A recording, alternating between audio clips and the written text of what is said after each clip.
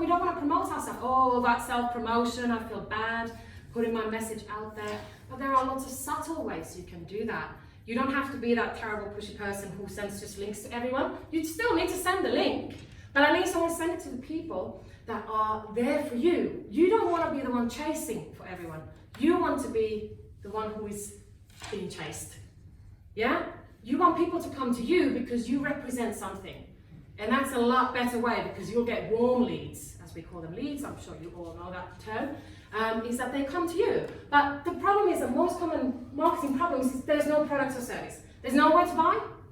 There's even no product or service in general. So how do we even know what we're selling? It's like, oh, well, I do all kinds of things.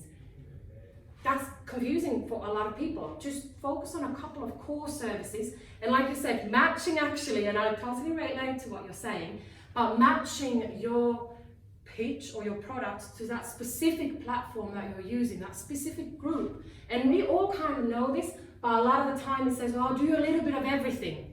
And a lot of people zone out because they can't keep up. We can hardly keep up ourselves sometimes because there's so much going on. But you don't want to come across that way. You need to show us that you're focused.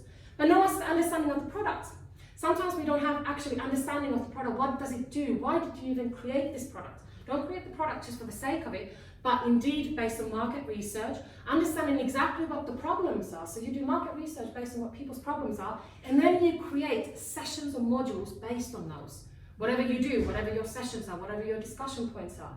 But that then creates your product. So rather than just trying to really work hard is how can I help this person? You have that core brand and services. We've got a lot of unfocused social media activity going on. We do a little bit of everything here, there, and everywhere without actually thinking, okay, who am I actually advertising for here? Who is going to land on my profile? And one of the most important things is also your personal Facebook profile. This is really important. A lot of people feel uncomfortable with this. Why? Why do we feel so uncomfortable with promoting what we do? Because aren't you here to help people? So why do we feel so uncomfortable putting that post on our personal profile? Open to rejection. Open to rejection? Ridicule, criticism. Ridicule, criticism. Trolls. Yes, absolutely. Brilliant. Yeah. That's a badge When of you honor. get a troll, that's when you've hit the spot. Absolutely. Yeah, absolutely. But then you are, even if you don't always deliver the service, you are the face of the company. Your name is going to be on whatever you are communicating with your client with. So if they Google your name and they go onto your profile and there's nothing to be seen, that there's a cat video or whatever, that's not going to create the impression you want. So be honest with your personal profile. See your personal profile as your professional diary. I think that was a really good opening for me, realizing that, because I used to, I'm such a private person, you don't need to share your bra size and when your period starts, but rather you just want to, okay, I'm passionate about doing this, and this is what I've been doing, I've been developing this. Putting subtle messages. If you're passionate about self-development, take a picture with you with a self-development book. Say, I love learning new skills and strategies. As a coach, you need to promote these to other people. So you're just building on those core values, what you've just chosen as well. Some people don't have any presence or content at all. We get so confused, and I'm not going to tell you it's easy, because sometimes content creation is very challenging. But understanding the customer's problems, and then starting from there. Literally write down 10 of their problems, and each problem is like one post. Have you ever faced these problems and those problems? We did as well, and we worked with X, Y, and Z, but actually with a couple of strategies were really useful. You don't have to be promoted, book here, click here, buy now, but you can just say, we use this and that, so that when they do land on your profile, they say, hey, it's quite consistent. Quite a lot of different materials. She wants to give value first, right? One key issue is there's nowhere to buy. Why is no one buying from me? Because there's nowhere to buy. Is your product online? No.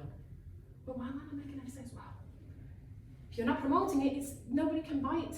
So we have to make sure the product is somewhere to be purchased, or that you're actually obviously sending your proposals, whatever your clients is. No promotion. Some people say, indeed, are you the best kept secret? Some people don't promote at all. No awareness of competition. Now, this is a tricky one, because in reality, we can say, I haven't got any competition because I'm unique. But is that the case, really? No. There's lots of coaches, consultants out there. It's a very competitive market. If you don't know what other coaches and consultants are doing, you can't have a very good conversation with your prospective client. Because you can say, well, in the industry, what they do is this. But you know what? How we do things differently is this.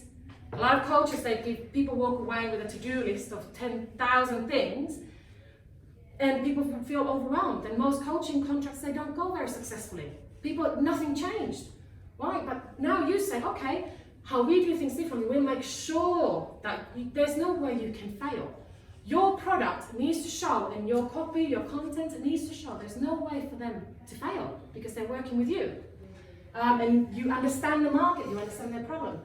Perhaps not identify the USP, or not investing in the right processes.